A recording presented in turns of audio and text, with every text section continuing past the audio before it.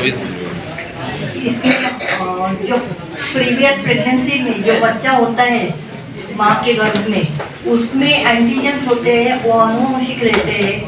हर एक बच्चा 50% फादर और 50% माँ होता है। अभी माँ का जो जेनेटिकल एंटीजन्स है यानी जीन है वो बच्चे में होते हैं और माँ के शरीर में भी होते हैं, लेकिन उसमें आधे जीन उसके पिता की तरफ से भी आते हैं। अभी पिता के जीन माँ के शरीर में नहीं होते हैं, उसके वजह से वो रिजेक्शन करके उसका फेलियर होता है और घड़ी बार बार वो IVF नहीं तो मिस अबॉर्शन करके फेल हो जाता है।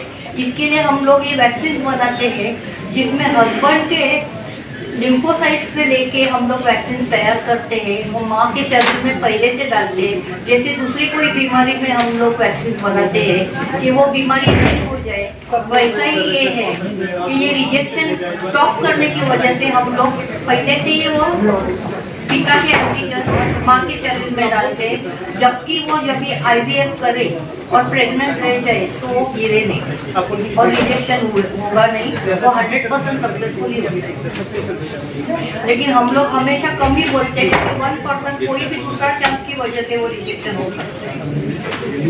उसी में इम्प्लांटेशन फेलियर होता है, सिर्फ उसी में हम यूज कर रहे हैं, पर ऐसा नहीं है।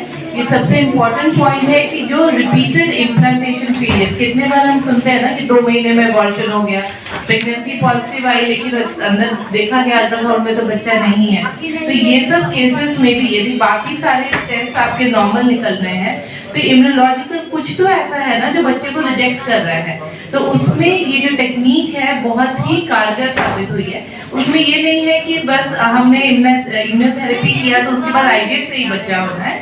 उसके बाद बहुत सारे ऐसे पेशेंट्स भी होते हैं जो 8-8, 10-10 बार अबॉर्शंस का उनका रहता है, लेकिन इम्यूनोथेरेपी के बाद वो स्पॉन्टेनियसली अपने आप कंसीव कर जाते हैं। तो बेसिकली ये यही है कि आपके अंदर, बॉडी के अंदर कुछ ऐसा चीज है जो रिजेक्ट कर रहा है एम्ब्रियो को बनने के लिए, एम्ब्रियो को पनपने के लिए बेसिकली, तो उस चीज में भी ये बहुत कारगर है।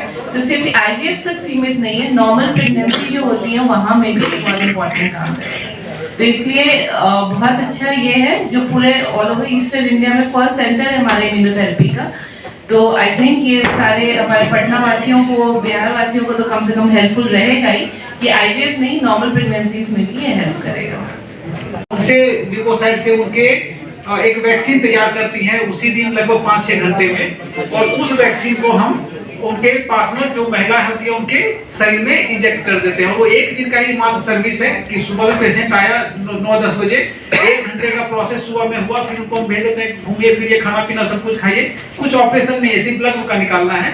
और शाम में फिर वो आई और उनका जो हमने इंजेक्शन, एक जो नॉर्मल इंजेक्शन होता है उसे 3-4 जगह उनको इंजेक्ट कर दिया। तो 1 दिन का ही प्रोसेस है ये।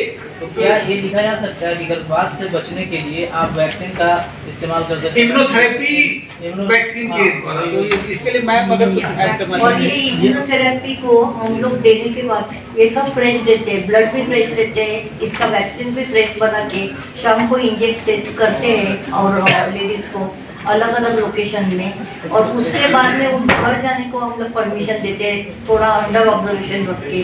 लेकिन IVF अगर करना है तो फिर 8 to 10 वीक्स रुकना पड़ता है, क्योंकि इससे ये वैक्सीन से लेडीज के बॉडी में उसके एंटीबॉडीज तैयार होते हैं। वो एंटीबॉडीज जब भी होते हैं उसके बाद में उनका अबॉर्शन नहीं होता है। और कई बार ऐसा भी देखा है कि 2-2.5 महीने में विदाउट IVF भी लेडीज नेचुरली प्रेग्नेंट रही है और उनका बच्चा हो गया है। इंदिरा फैमिली की तरफ से आप सभी लोगों को, इंदिरा फैमिली की तरफ से आप सभी लोगों को नए साल की ढेर सारी शुभकामनाएं। एंड आशा ही नहीं, हम लोग को पूर्ण विश्वास है कि ये आने वाला समय आप सभी लोगों को, हम लोगों को ढेर सारी खुशियां प्रदान करेगा। और आज का जो प्रेस कॉन्फ्रेंस है उसका जो मेन पर्पस ये है कि आप लोगों ने ट्रीटमेंट करते हैं उसमें फर्स्ट अटेम्प्ट में सक्सेस की संभावना 75 to 80% के आसपास होता है, और कोई भी कपल अगर 2 अटेम्प्ट लेते हैं तो उसका सक्सेस का रेट 95% हो जाता है। बट इन जो 5% आप केस देख रहे हैं उसमें ऐसा होता है कि वो रिपीटेड इम्प्लांटेशन करके, मतलब उसका 2 बार से ज्यादा अगर कोई सक्सेस नहीं हुआ या कभी कभी होता है कि रिकरेंट प्रेगनेंसी फेल्योर, तो उसका सक्सेस हो जा रहा है लेकिन फर्स्ट 2-3 महीने में उसका एबॉर्शन हो जा रहा है, या किसी ने 2-3 बार IUI करवाया लेकिन सक्सेसफुल नहीं हुआ। और सबसे ज्यादा इंपॉर्टेंट है कि जो अननोन केसेस होते हैं कि IVF में नॉर्मली या किसी भी निसंतानता में 40% अगर पुरुष में प्रॉब्लम है तो 40% महिलाओं में भी प्रॉब्लम होती है, 10% में दोनों में होता है, लेकिन 10% कपल ऐसे होते हैं जहाँ पे कारण पता नहीं चलता है, सारा रिपोर्ट नॉर्मल होता है उसका कारण पता नहीं चलता है। तो उन लोगों के केस में ऐसा देखा गया है कि उसके शरीर का जो इम्यून लेवल है वो बहुत हाई होता है, जिसके कारण से वो किसी भी फॉरेन पार्टिकल, क्योंकि अगर पति का हम स्पर्म देखें तो वो भी तो एक फॉरेन ही है ना महिला के शरीर में, तो उसको एक्सेप्ट नहीं करता है। तो उस एक्सेप्टेंस को कभी कभी हमको क्या होता है इम्यूनोथेरेपी के द्वारा उसको ठीक किया जाता है। और हमारे भी आज हमारे राइट साइड में बैठी हुई है डॉक्टर प्रिया धुरंधर, इनको सब लोग डॉक्टर धुरंधर के नाम से जानते हैं, और ये मुंबई से आई हुई हैं हमारे पास, हमारे पटना सेंटर पे। लेफ्ट साइड में डॉक्टर अनुजा हैं, डॉक्टर सुनीता हैं जो हमारे पटना में IVF स्पेशलिस्ट हैं। तो जो डॉक्टर धुरंधर मैम हैं ये टेक्नोलॉजी को पहले मुंबई में करती थी, उसके बाद उदयपुर में इन्होंने शुरू किया। तो हमारे बहुत सारे पेशेंट जो इसके पहले इसका असफल प्रयास हुआ था वो मुंबई और उदयपुर से जाकर के वहां से सक्सेस प्राप्त किए। और जो उदयपुर में हम लोगों ने फर्स्ट पैच किया उसमें 97% लोगों का सक्सेस फर्स्ट अटेम्प्ट में हुआ इम्यूनोथेरेपी के बाद। तो वो अपने आप में एक बहुत अच्छी चीज थी जो जिसमें कि जो बार-बार असफल हो रहा था उनको फायदा करवाया। तो पूना में भी हमारा एक बैच हुआ है जिसमें कि बहुत अच्छे सफलता मिली है, और इसलिए फर्स्ट टाइम हम लोगों ने बिहार में इस थेरेपी को शुरू किया। और हमें ये बताते हुए बहुत अधिक गर्व महसूस हो रहा है कि ईस्टर्न पार्ट ऑफ इंडिया में ये हमारा पहला इम्यूनोथेरेपी का सेटअप है।